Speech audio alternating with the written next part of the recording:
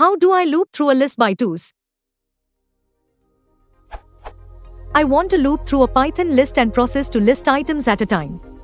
Something like this in another language. What's the best way to accomplish this?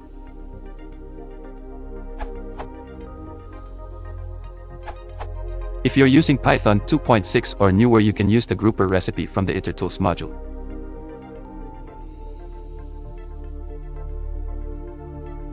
Call like this.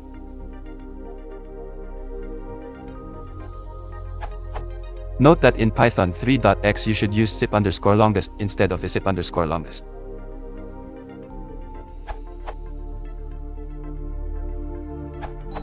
You can use a range with a step size of 2. Python 2. Python 3. Note, use xrange in Python 2 instead of range because it is more efficient as it generates an iterable object, and not the whole list.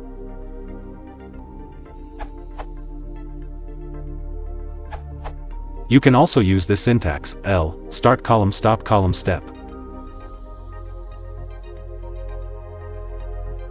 Where the first digit is the starting index, defaults to beginning of list or 0, second is ending slice index, defaults to end of list, and the third digit is the offset or step.